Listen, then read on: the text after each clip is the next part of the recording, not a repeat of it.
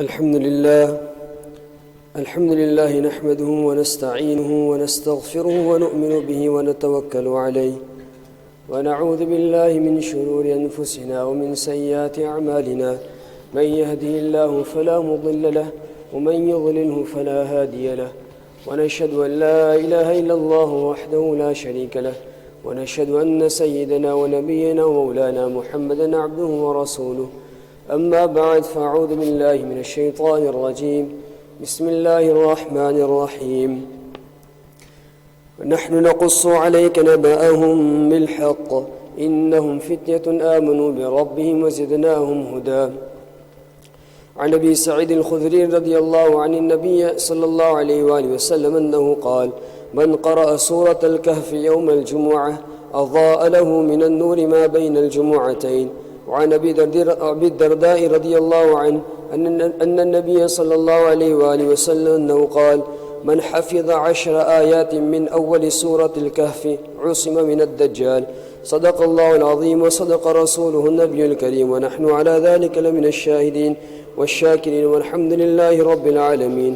إن الله وملائكته يصلون على النبي يا أيها الذين آمنوا صلوا عليه وسلموا تسليما.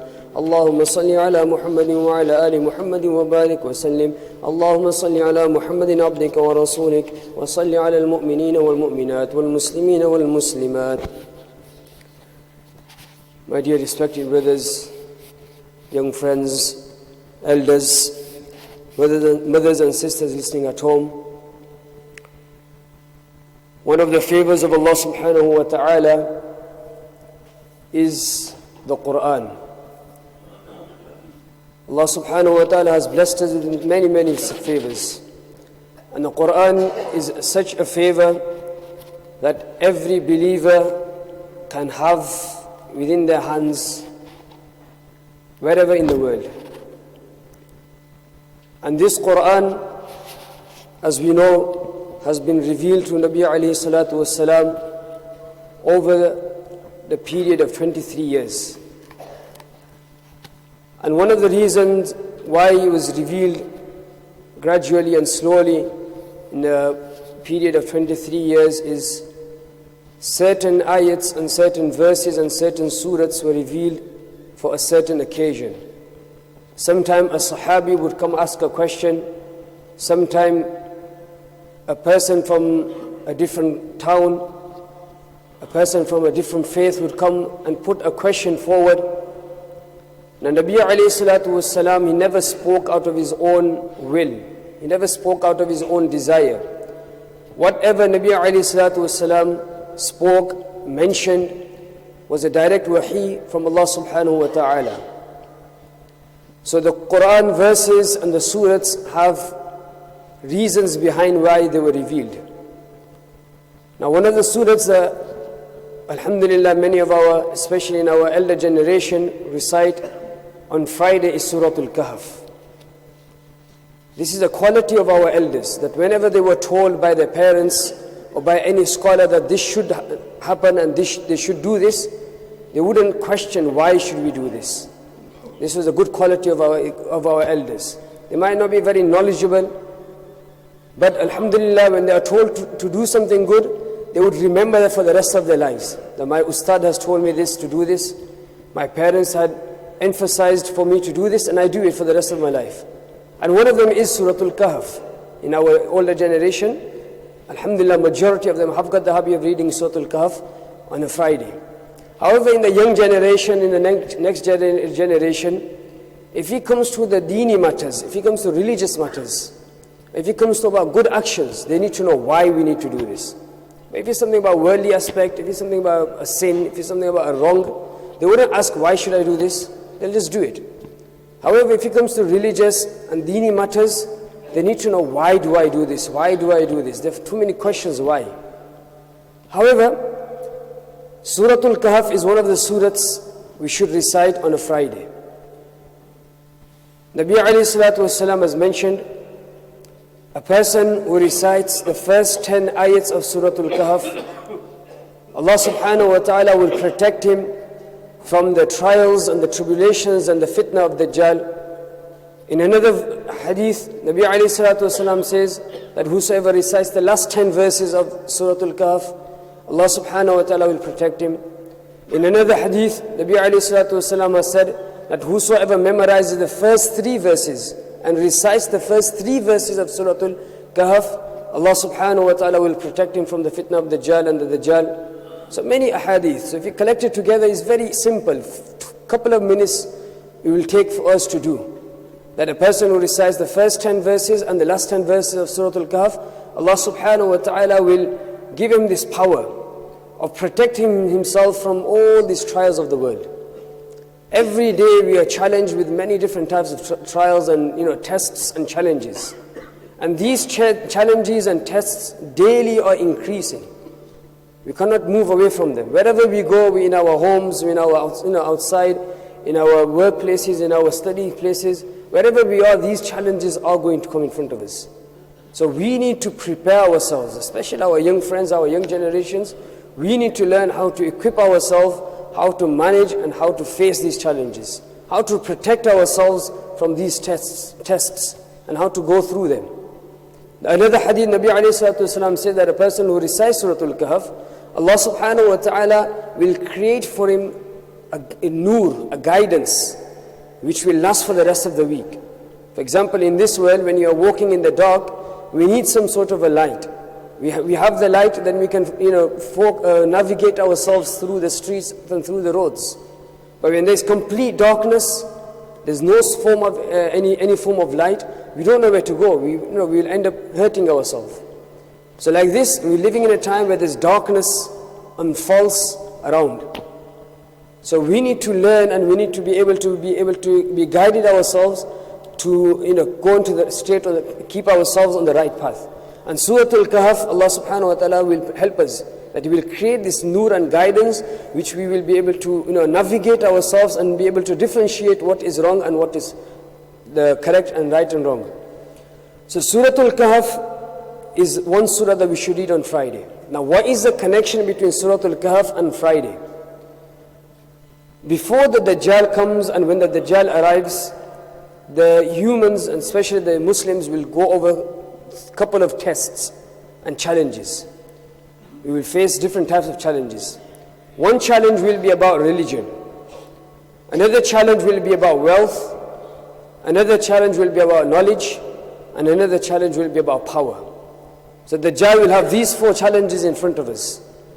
Now the first challenge about religion, what will the Dajjal do? The Dajjal will portray himself to be the God. He will say that I have the power of everything, everything is in my control. Believe in me and I will give you everything. We'll put forward to us as though that this is good, this is like paradise, this is like Jannat, whereas behind it is bad, is evil, is Jahannam. On the other side, he will portray to us that this is bad, this is Jahannam, this is the wrong, whereas in reality that will be the right and that will be the correct thing. So this is how we will test our iman. I remember when a human being is alive, he can never ever be satisfied that my iman is protected. One of the schools of thought, the Hanbali, they follow the Imam Ahmad bin Hanbal radiyallahu anhu, rahmatullahi alayhi. At the time of his death, he was saying, not now, not now, not now. His son was nearby, so he says to his father, what do you mean not now? I've not even asked the question. Why are you saying not now, not now? So Imam Ahmad rahmatullahi alayhi, remember he was a leader, he was an imam, the most knowledgeable person at that time. And Allah subhanahu wa ta'ala gave him so much acceptance that his school of thought has been accepted around the world and people around the world are following his views and opinions derived from the Quran and Ahadith. So his son asks him that for the reason for him to say this. So Imam Ahmad rahmatullahi alayhi replies and he says, the shaitan is standing in the corner. And he's saying to me that, oh Ahmad, you've able to free yourself from me. You've gone away from my trap. You're able to go without, with iman, and you've managed to escape from me. So I am telling him that no, until my ruh has not left my body, until my soul has not left my body, I'm still scared that it's possible that on the last moments you might snatch my iman away from me. So the point I'm trying to make is that never ever be satisfied with the iman and say that, I'm very pious, I'm come from a very good background, my iman is safe and secure. No, every person has to be worried and have that worry and concern about the iman until death. Now, if you were to study Surah Al Kahf, there are a couple of stories. Those stories linked with these challenges. The challenge of religion, the challenge of wealth, the challenge of power, the challenge of knowledge. Surah Al Kahf has been named after the people of Kahf. Kahf meaning cave. The story of the cave. I'll briefly mention what the story of the cave is. There was a king in the nation before the nation before that by the name of Daqiyanus. He was a very tyrant king. He used to oppress people. And at that time people used to worship idols. People would worship other than Allah subhanahu wa ta'ala. And he would actually make people worship him as well. He would make people prostrate in front of him. Every king has their ministers and people closer to him. Now he had a couple of ministers who would also obey him and worship him. However, these couple of ministers had few young children, few young lads. These young lads knew that this is wrong, that we can't worship idols, we can't prostrate ourselves and do sajda in front of him. He is now our creator, he is now our God. So the king found out that these young lads, these youngsters, they are refusing me, they are rejecting my message. They're not ready to worship me or the idols. So he called them and he told them that accept me as a God, or accept these idols as a God. You have to worship these idols. So these young lads, even though they were in front of this tyrant ruler, they spoke the truth. Allah subhanahu wa ta'ala quotes in the Quran in Surah Al Kahf that they spoke the truth, that no, we worship only one Allah subhanahu wa ta'ala. We don't believe in you, we believe in only one Allah. Later on, he realized that these young lads are a threat to his throne and to his position. So he gave an order that these young lads should be killed, assassinated, wiped away. Now these youngsters, they got to, they found out that this is the warrant against them and this is what has been ordered against them.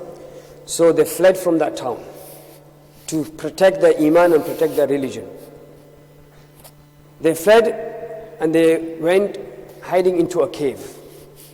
Made dua to Allah subhanahu wa ta'ala that, oh Allah, have mercy upon us and guide us in our matters. So they went into the cave and Allah subhanahu wa ta'ala came to their help and He came to their assistance and He put them to sleep. In such a way, the cave had an opening that if the sun was to be rising or setting, there wouldn't be any direct sunlight on the body. And whilst these youngsters were asleep, Allah subhanahu wa ta'ala kept their bodies turning. As we normally do when we're sleeping, we're turning right and left, tossing around. So Allah subhanahu wa ta'ala kept their bodies turning around to protect their bodies. Later on, these youngsters, they woke up and they asked each other that, how long have you slept? So they said, oh, probably a day, half a day, because the sun was just setting and he thought it looks like we just slept half a day or one full day. However, Allah subhanahu wa ta'ala quotes in the Quran that we actually made them sleep for 300 years. 300 years has gone by. They didn't know. Allah subhanahu wa ta'ala, this is one of His miracles. So one of the youngsters, they felt hungry, so they told one of the youngsters that, go to the marketplace and buy some food and make sure you don't talk to anybody. Just go secretly, buy something and come back. We're hungry. So he went to the marketplace to buy something, and when he got there, he got some food item, and when he was giving the coin and the money, the shopkeeper realized that this is a very old coin, and it looks like it's about 200-300 years old coin. So he starts investigating that, where did he get this from, where is the treasure from, or the stole or something, or the thieves or whatever. And he was taken to the king at that time. Now 300 years had gone by and the king had changed. Now the king 300 years later was a believer. And at that time the majority of the community were believers. And there was a dispute over one mas'ala at that time, and the dispute was over that some people didn't understand how can the day of resurrection take place. How can this happen that a person dies and he will be physically brought up again and he will be put forward in front of Allah? So there was a different of opinions. Some people said, no, it's just a physical thing, a spiritual thing. However, so this young lad was taken to the king, and the king asked him questions that where did he get this from and etc. So the king said that, yeah, I remember that in my treasure there is a tablet, there is a paper with certain names of some youngsters about 300 years ago, and the king at that time wrote that these people have vanished, they've escaped somewhere and they've disappeared. And when he took the list out, he matched these young lads' names. Now the point I'm trying to make, I'm trying to come to a conclusion now. Remember, these were youngsters who had no Islamic environment. Their own families were against Allah subhanahu wa ta'ala. They didn't believe in Allah subhanahu wa ta'ala. The rest of the community didn't believe in Allah subhanahu wa ta'ala. So they were a great challenge. What did they do? To protect their religion, they came up with ideas. They had their own good company of each other. They put forward good opinions. And just to protect their religion, they moved away from that place. Now we need to look into our situation. We need to look into our lives. We look into our era. The challenges daily are increasing. Wherever we go. Our young lads, when they go to school, from year 5 onwards nowadays, it's going to be very complicated for them. They go to college, university, they're hanging around with friends, they go outside in the marketplaces, etc. Wherever they are, the trials and the fitna of Dajjal are increasing daily. And the time of Dajjal coming out is getting closer and closer and closer. So if we are getting closer and closer to the Dajjal, that means we need to be making sure that our iman is stronger and stronger and stronger, to be able to fight these trials and these tests and to fight off Dajjal. So our young lads especially, we put this point forward towards you, that we need to try to find a place of where we can protect our iman. So we're not saying that go out of Blackburn and go into the countryside and go into the caves. No, the cave for us is our masajid. The cave for us is our maktab system. The cave for us is our madaris. The cave for us is the company of our pious scholars. Stay in their company, be punctual in attending the maktabs and the madrasas, be punctual in reading our 5 times salah daily in the masjid with jama'at. Then Allah subhanahu wa ta'ala will open ways for us, and Allah subhanahu wa ta'ala will bless us with that strong iman that we'll be able to protect ourselves. And the iman is the most valuable thing we have.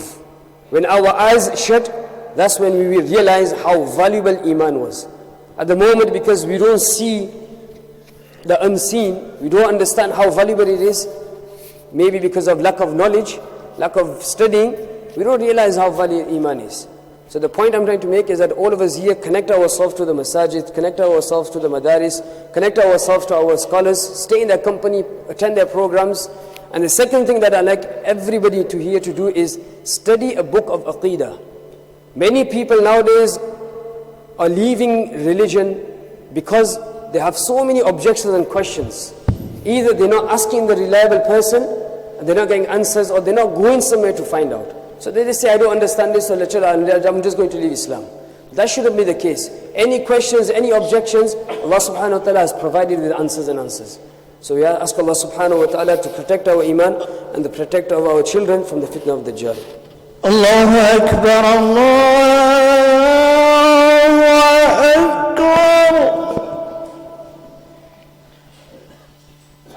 Allahu Akbar,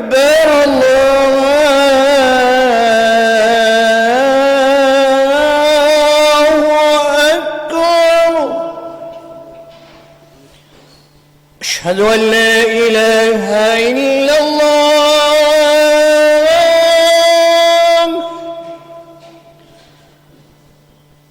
أشهد أن لا إله إلا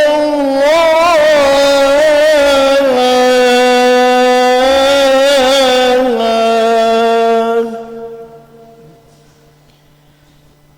أشهد أن محمد رسول الله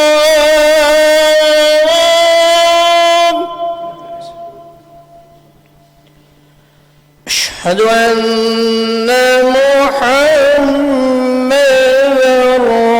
رسول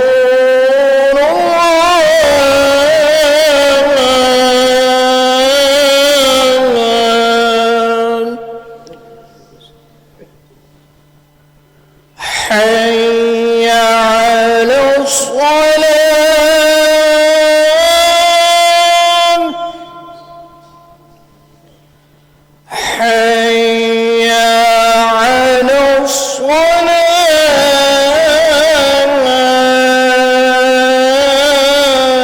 الصلاة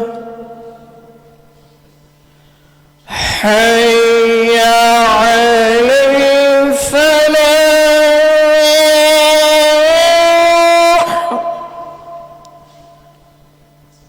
حي على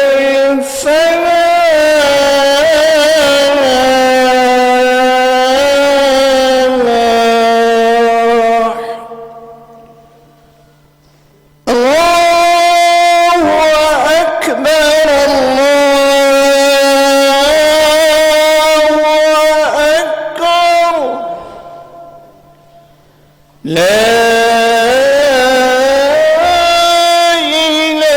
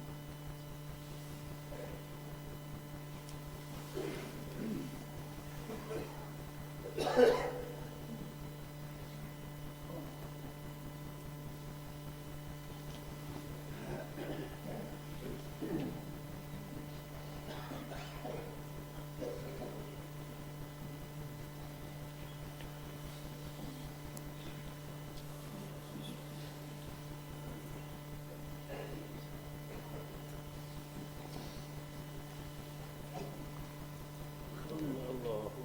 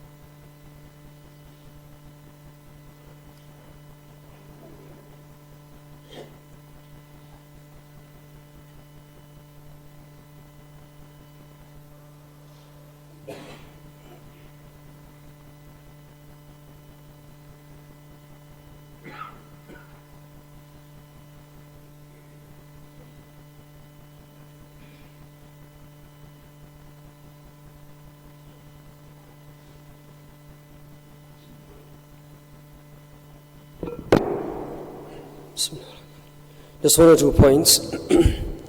One of the ways that the Dajjal will trap and suck people in, and one of his tools that he will use is the music.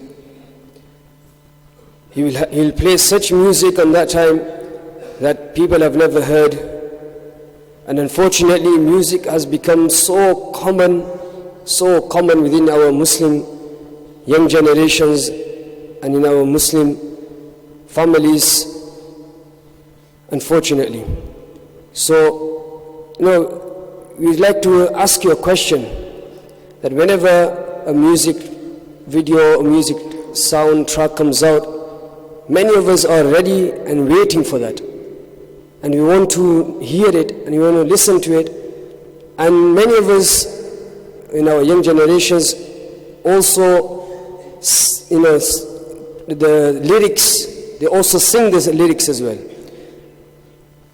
Daily, whenever these music videos and music tracks are coming out, they are getting more filthier, more satanic, more dirtier, and the verses are even more satanic.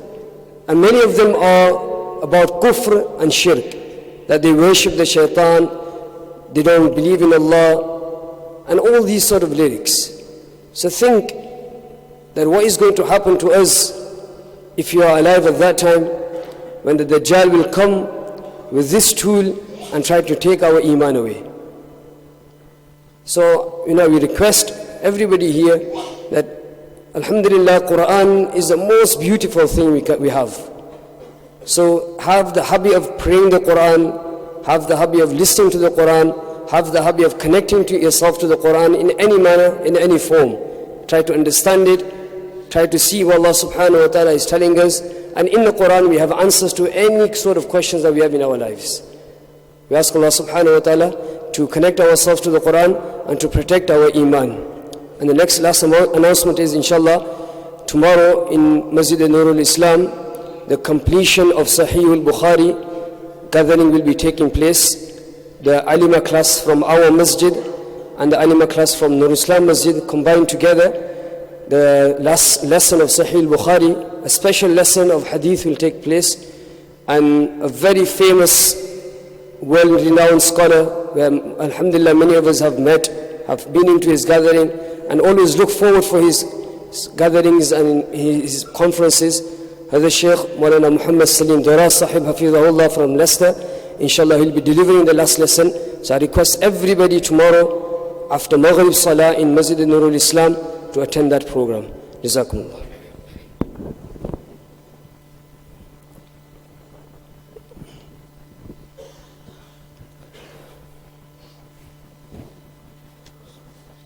Allahu Akbar, Allahu Akbar, Allahu Akbar, Allahu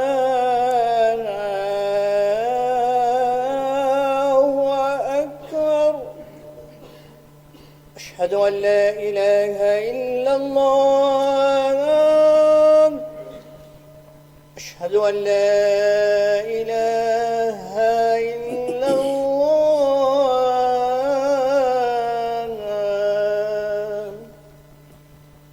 أشهد أن محمدا رسول الله أشهد أن محمدا رسول الله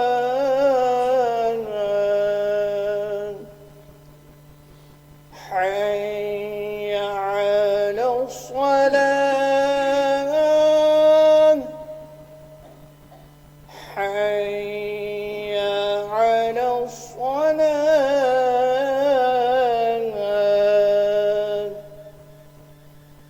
حي على الفلاح حي على الفلاح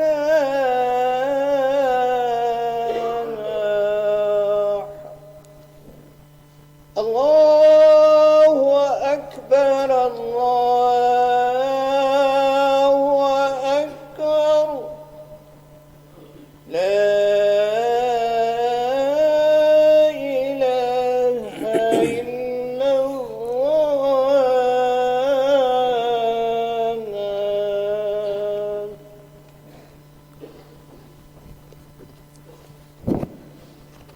الحمد لله العليم الخبير المتقن نظام العالم بلا معين ونصير، فسبحان الله الذي حكمته بالغة وعلمه غزير ونعمه واصلة إلى كل صغير وكبير. ونشهد أن لا إله إلا الله وحده لا شريك له في نقير ولا قطمير، ونشهد أن سيدنا مولانا محمدًا عبده ورسوله الذي هدانا بكتاب منير ودعانا إلى الله بالإنذار والتبشير، وصلى الله عليه وعلى آله وصحبه ما دامت الكواكب تسير. أما بعد، فإن ترجمة عقيدة أهل السنة في كلمتي الشهادة التي هي إحدى مباني الإسلام، فمعنى الكلمة الأولى أن الله تعالى هو المبدع للعالم، الواحد الأحد القديم، الحي القادر العليم، السميع البصير، الشاكر المريد الكاتب للمقادير، ليس كمثله شيء ولا يخرج من علمه وقدرته شيء، وهو الخالق الرزاق المحيي المميت، وله الأسماء الحسنى وله المثل الأعلى، وهو العزيز الحكيم. ومعنى الكلمة الثانية أن محمدًا عبده ورسوله، وأنه صادق في جميع ما جاء به من الأخبار والأحكام، وأن القرآن كلام الله تعالى، وكل من الكتب والرسل والملائكة حق، والمعراج حق، وكرامات الأولياء حق، والصحابة كلهم عدول، وأفضلهم الأربعة الخلفاء على ترتيب الخلافة، وسؤال القبر حق، والبعث حق، والوزن حق، والكتاب حق، والحساب حق، والحوض حق، والصراط حق، والشفاعة حق، ورؤية الله تعالى حق، والجنة حق، والنار حق، وهما باقيتان لا تفنيان ولا يفنى أهلهما. أعوذ بالله من الشيطان الرجيم. يا أيها الذين آمنوا بالله ورسوله والكتاب الذي نزل على رسوله والكتاب الذي أنزل من قبل، ومن يكفر بالله وملائكته وكتبه ورسله واليوم الآخر فقد ضل ضلالا بعيدا. بارك الله لي ولكم في القرآن العظيم، ونفعني وإياكم بالآيات والذكر الحكيم، إنه تعالى جواد كريم ملك بر رؤوف رحيم، فاستغفروه إنه هو الغفور الرحيم.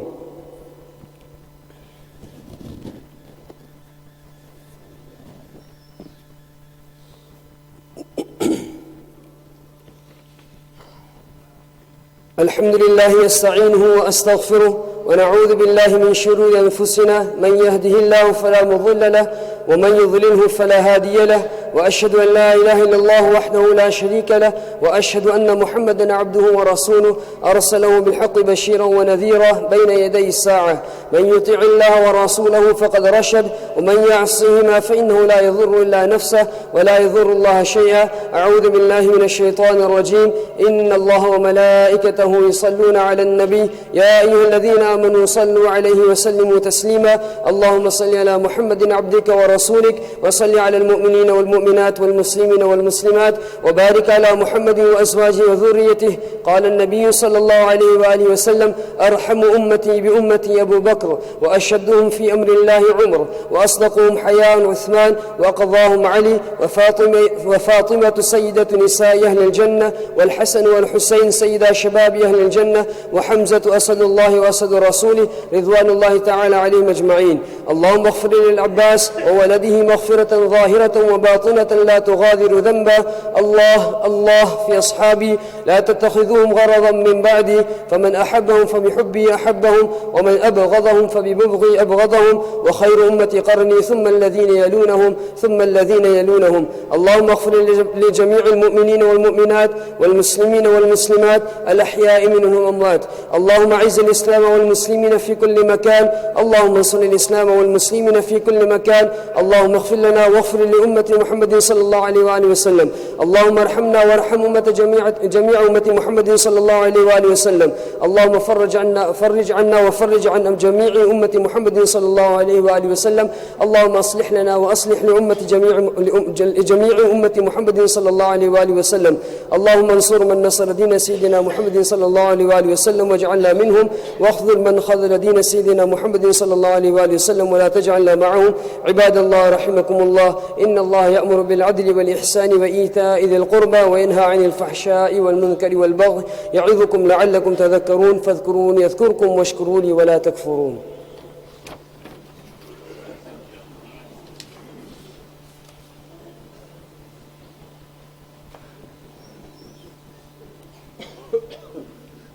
All the brothers are kindly requested to fill in the gaps on the right hand side of the Jamaat Khana.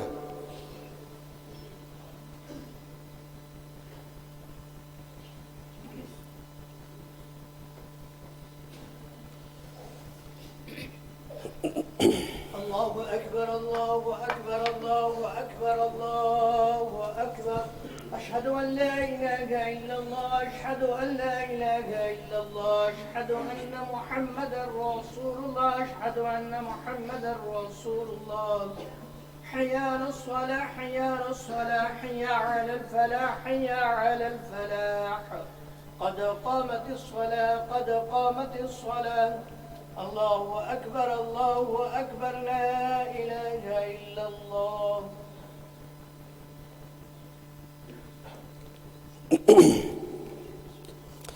Allahu Akbar.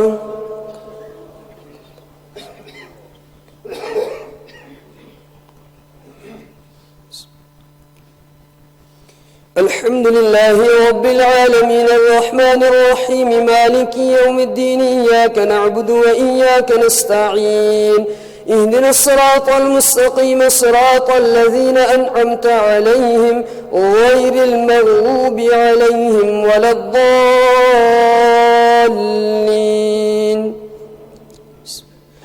الحمد لله الذي أنزل على عبده الكتاب ولم يجعل له عوجا قيما لينذر بأسا شديدا من لدنه ويبشر المؤمنين الذين يعملون الصالحات أن لهم أجرا حسنا ماكثين فيه أبدا وينذر الذين قالوا اتخذ الله ولدا ما لهم به من علم ولا لآبائهم كبرت كلمة تخرج من أفواههم إن يقولون إلا كذبا فلعلك باخع نفسك على آثارهم إن لم يؤمنوا بهذا الحديث أسفا إنا جعلنا ما على الأرض زينة لها لنبلوهم أيهم أحسن عملا وإنا لجاعلون ما عليها صعيدا جرزا أم حسبت أن أصحاب الكهف والرقيم كانوا من آياتنا عجبا إذ أوى الفتية إلى الكهف فقالوا ربنا آتنا من لدنك رحمة وهيئ لنا من أمرنا رشدا فضربنا على آذانهم في الكهف سنين عددا ثم بعثناهم لنعلم أي الحزبين أحصى لما لبثوا أمدا. الله أكبر.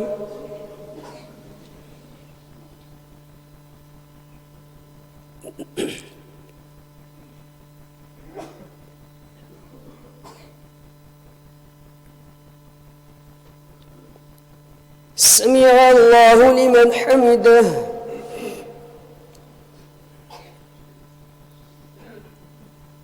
الله أكبر.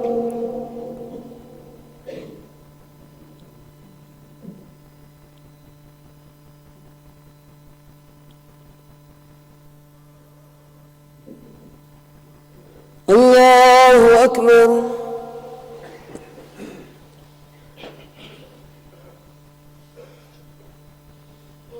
الله أكبر. سبحان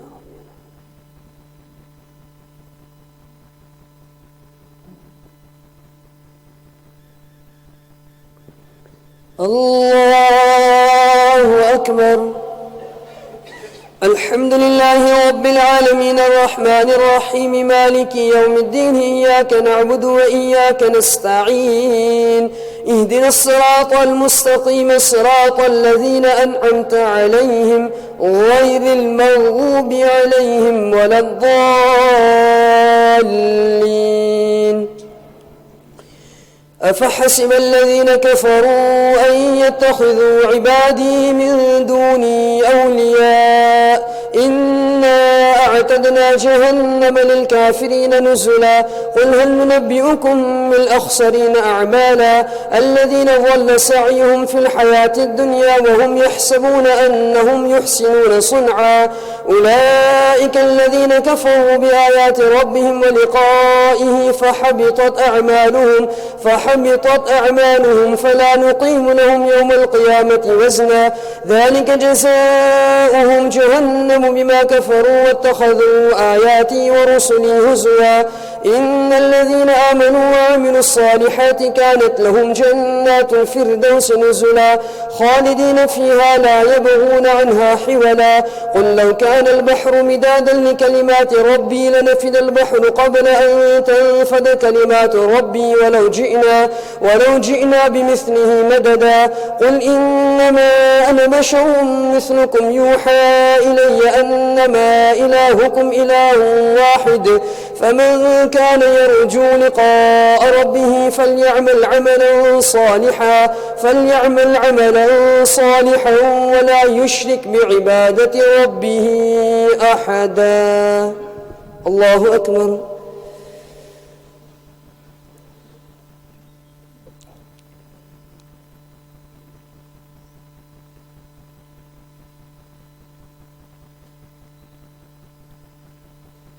سمع الله لمن حمده.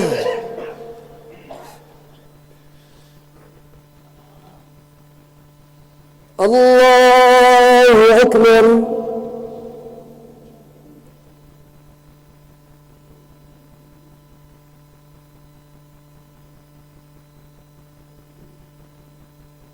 الله أكبر.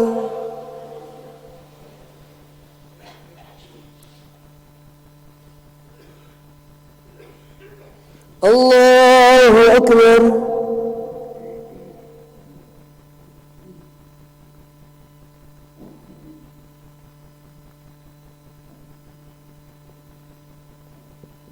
الله أكبر.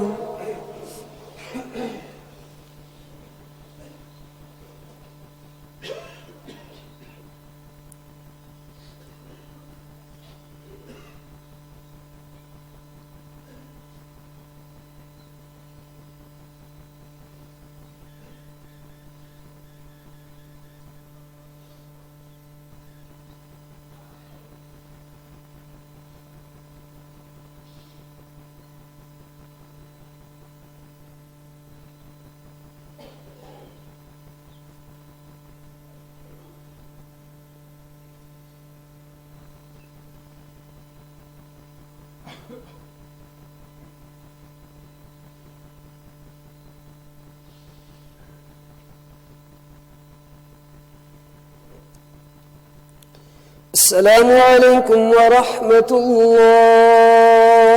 السلام عليكم ورحمة الله.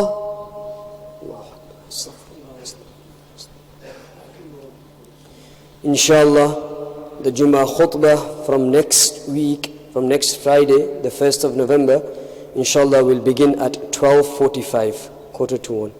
And the second announcement is that the tomorrow's completion of Sahih al-Bukhari program is open for brothers and sisters after Maghrib Salah tomorrow in Masjid Nur al-Islam.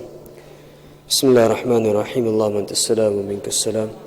Tabarakta ya dhul jalali wal ikram. Allahumma inna ala dhikrika wa shukrika wa husni ibadatik. Allahumma salli ala Muhammadin abdika wa rasulik wa salli ala al-mu'minina wa al-muslimin wal muslimat. ربنا ظلمنا أنفسنا وإن لم تغفر لنا وترحمنا لنكونن من الخاسرين. لا إله إلا أنت سبحانك إنا كنا من الظالمين. لا إله إلا أنت سبحانك إنا كنا من الظالمين. اللهم اغفر لنا ذنوبنا ووسع لنا في دارنا وبارك لنا في رزقنا. اللهم اغفر لنا واغفر لأمة جميع أمة محمد صلى الله عليه وآله وسلم. اللهم ارحمنا وارحم أمة محمد صلى الله عليه وآله وسلم. اللهم تجاوز عنا وتجاوز عن أمة محمد صلى الله عليه وآله وسلم. اللهم فرج عنا وفرج عن أمة محمد صلى الله عليه وآله وسلم. اللهم اصلح لنا وأصلح أمة محمد صلى الله عليه وآله وسلم. اللهم حبب إلينا الإيمان وزينه في قلوبنا وكره إلينا الكفر والفسوق والعصيان واجعلنا من الراشدين. اللهم اجعلنا من المهتدين. اللهم اجعلنا من المهتدين. واهدنا الصراط المستقيم صراط الذين أنعمت عليهم من النبيين والصديقين والشهداء والصالحين. اللهم اجعلنا من الذين آمنوا وعملوا الصالحات وتواصوا بالحق وتواصوا بالصبر. اللهم اهدنا واهد بنا واجعلنا سبلا لمن اهتدى. ربنا لا تزغ قلوبنا بعد إذ هديتنا وهب لنا من لدنك رحمة إنك أنت الوهاب. جزا الله عنا محمدا صلى الله عليه وآله وسلم وأنه. ربنا تقبل منا إنك أنت السميع العليم وتب علينا إنك أنت التواب الرحيم. سبحان ربك رب العزة عما يصفون وسلام على المرسلين والحمد لله رب العالمين برحمتك.